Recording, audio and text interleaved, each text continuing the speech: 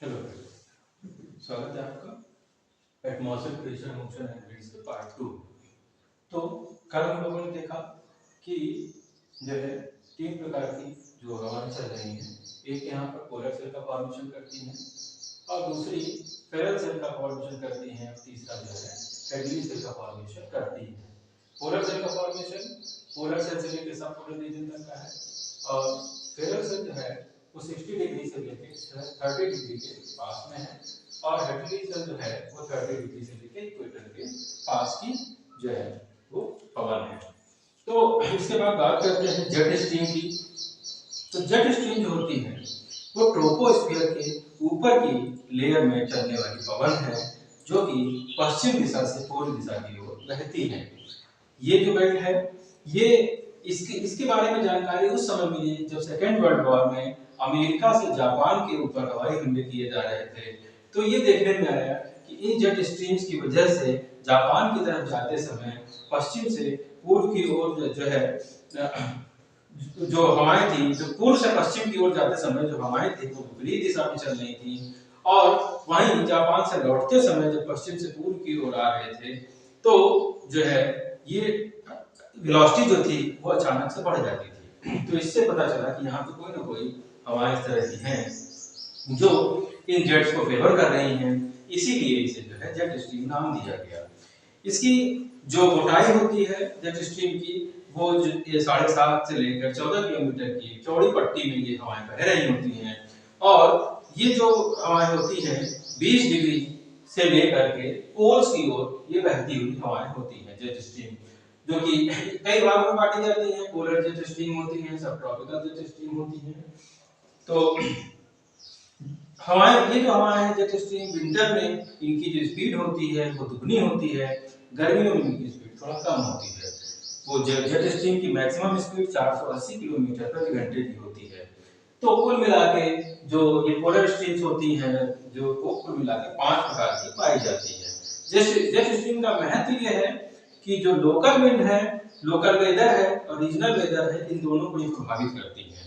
Cyclone आते हैं इनसे, एंटी साइक्लोन आते हैं, कई जगह बहुत ज्यादा बारिश हो जाती है और किसी जगह पर मौसम में उतार चढ़ाव भी इनकी वजह से हो जाते हैं। तो कहीं पर सूखा पड़ जाता है, कहीं पर बाढ़ आ जाती है। इसके बाद क्लासिफिकेशन ऑफ विंड्स की अगर हम लोग बात करें तो विंड्स का जो क्लासिफिकेशन किया गया है वो 3 आधार पर है। 3 है वो प्रिवेलिंग विंड्स हैं जो कि परमानेंट विंड्स कही जाती हैं, इसके बाद दूसरी सीजनल विंड्स हैं और तीसरी जो हमारी होती हैं वो लोकल विंड्स कहलाती हैं। तो प्रिवेलिंग विंड जो कि परमानेंट विंड्स हैं वो फर्दर 3 भागों में कैटेगराइज हो गई हैं, जिसकी बात करते हैं ट्रेड विंड की। तो ट्रेड विंड ये व्यापारिक हवाएं हैं और ये जो होती है हाई एटमॉस्फेरिक प्रेशर बेल्ट से लो एटमॉस्फेरिक प्रेशर बेल्ट की तरफ जाती है। तो इसमें हम लोग देख के समझ लेते हैं कि ये जो इक्वेटर का रीजन है ये लो प्रेशर बेल्ट है, इसके बाद ये जो 30 डिग्री के आसपास है ये हाई एटमॉस्फेरिक प्रेशर बेल्ट है, फिर इसके बाद ये सब पोलर रीजन जो है ये फिर से फर्दर जो है लो प्रेशर बेल्ट है। उसी प्रकार से उल्टी दक्षिण जो सदर्न हेमिस्फीयर में भी इसी तरह से हो जाता है।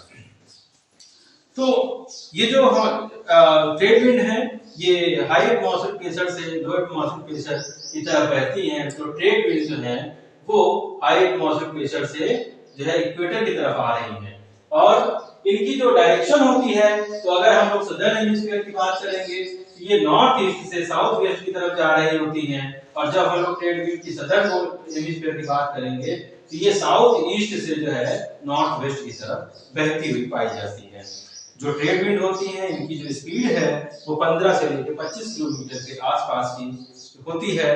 ट्रेड विंड इनका नाम इसलिए पड़ा कि यूरोप के जो व्यापार होते हैं, उनके जो व्यापारिक जहाज होते हैं उनको ये सपोर्ट करती है, इसीलिए इनका जो है व्यापारिक पवन कहा जाता है, ट्रेड विंड्स कहा जाता है। इसके बाद बात करते हैं वेस्टर्न लाइट्स की। तो जो वेस्टर्न लाइट है जिनको पश्चिमा पवन कहा जाता है ये हाई एटमॉस्फेरिक प्रेशर बेल्ट से ये लो एटमॉस्फेरिक प्रेशर बेल्ट की तरफ बह रही होती है और सब पोलर रीजन की तरफ। इनका जो लोकेशन है वो 40 डिग्री से लेकर 65 डिग्री तक का होता है और इसमें ये कई प्रकार की होती हैं जो जिसको हम लोग जो है इसी के अंतर्गत roaring 40s, फूरियस 50s and screaming 60s जो है पाई जाती हैं, जिसको जो है ये बहुत ज्यादा तेजी से चलने वाली पवन है। और इसके बाद बात करते हैं पोलर विंड्स की। तो जो पोलर विंड्स होती हैं वो नॉर्दर्न हेमिस्फीयर में नॉर्थ ईस्ट की तरफ जो है बह रही होती है, वहीं सदर्न हेमिस्फीयर की बात करें तो ये साउथ ईस्ट की तरफ बहती हुई पाई जाती है। इसके बाद जो सीजनल विंड होती है, जो मौसमी हवाएं हैं, इनको हम लोग मानसून विंड भी कहते हैं। और जो मानसून विंड होती है, इनमें जो है मानसून विंड होती है। तो मानसून विंड जो होती है वो गर्मियों में समुद्र से लैंड की तरफ बह रही होती है और विंटर के समय में ये लैंड से सी की तरफ बहती हुई पाई जाती है। इनकी जो उत्पत्ति होती है वो ट्रॉपिक ऑफ कैंसर और ट्रॉपिक ऑफ कैप्रिकॉर्न के बीच में जो ट्रेड विंड होती हैं उनके द्वारा इनकी उत्पत्ति होती है। जो मानसून की पवन है वो भारत में, पाकिस्तान में, ऑस्ट्रेलिया में, साउथ चाइना में और जापान में इनको देखा गया है। इसके बाद बात करते हैं लैंड ब्रीज की। तो लैंड ब्रीज और सी ब्रीज ये दोनों काउंटर जो है विंड है, ब्रीज है, पवन है। तो गर्मी के समय में, जब दिन के समय में क्या होता है कि जब पृथ्वी पर भी सूरज की गर्मी पड़ रही होती है और समुद्र पर भी सूरज की गर्मी पड़ रही होती है, तो जो पृथ्वी होती है वो बहुत तेजी से गर्म हो जाती है। जब पृथ्वी बहुत तेजी से गर्म हो रही होती है तो वहां की जो हवा होती है वो भी तेजी से गर्म हो जाती है। हवा जब गर्म होती है तो हल्की हो जाती है, तो ऊपर की तरफ उठ जाती है, तो वहां पर एक एटमॉस्फेयर जो है वहां पर खाली हो जाता है। इस वैक्यूम को भरने के लिए समुद्र पे जो कि हवाएं उतनी तेजी से, वहां पे जो हवाएं हैं उतनी तेजी से गर्म नहीं हो रही हैं, पानी है, धीरे धीरे गर्म होंगी। तो ये जो समुद्र से हवाएं हैं, ये जो खाली जगह लैंड पर पड़ी हुई है उसकी तरफ चलने लगती है, ठंडी हवाएं लैंड की तरफ आने लगती हैं, ये सी ब्रीज है। जब रात का समय होता है तो पृथ्वी जो है, अर्थ का लेयर जो होती है वो बहुत जल्दी ठंडी होती है, मगर अभी भी समुद्र जो है, समुद्र का पानी धीरे धीरे गर्म होता है, तो धीरे धीरे ठंडा भी होता है। अब समुद्र के पानी के ऊपर का जो एटमॉस्फेयर है वो गर्म है और यहाँ पर की गर्म हवाएं ऊपर उठ जाएंगी, तो यहाँ पर वैक्यूम क्रिएट हो जाएगा। अब लैंड से जो हवाएं हैं वैक्यूम को भरने के लिए सब सी की तरफ चल देंगी, तो ये लैंड ब्रीज हो जाएगी। तो इसी प्रकार से माउंटेन ब्रीज होती है, वैली ब्रीज होती है।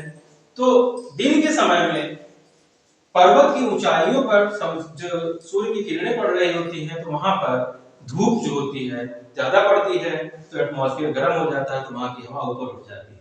अब जो वैली है, घाटी है, वहां की जो पवन होती है वो उस जगह को रिप्लेस करने के लिए आ जाती है और इस प्रकार से वहां पे जो है वो मौसम वहां ठंडा होने लगता है। इसी प्रकार से फिर वैली ब्रीज जो होती है, जब रात का समय होता है तो पहाड़ियां जो है ठंडी हो जाती हैं ऊपर की तरफ, तो ऊपर की हवा भारी होने की वजह से वैली की तरफ भागती है, घाटी की तरफ भागती हैं।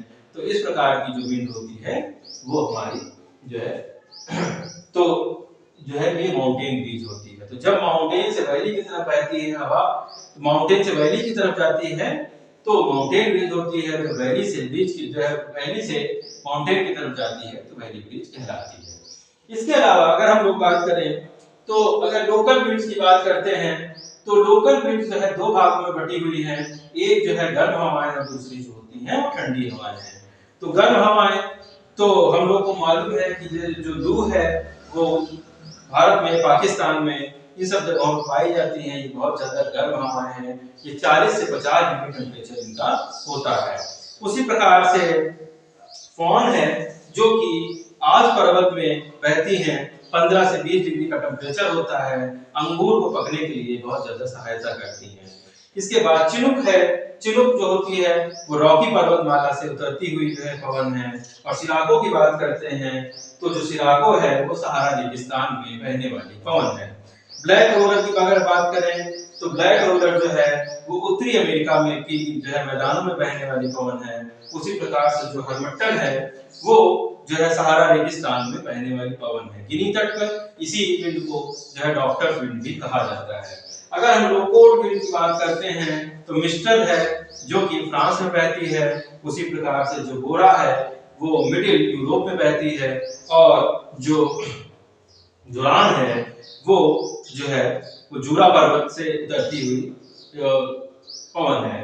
ब्लिज़ार्ड की बात करते हैं तो ये पोलर विंड्स हैं, बहुत ज्यादा ठंडी होती हैं और पोलर रीजन में पाई जाती हैं।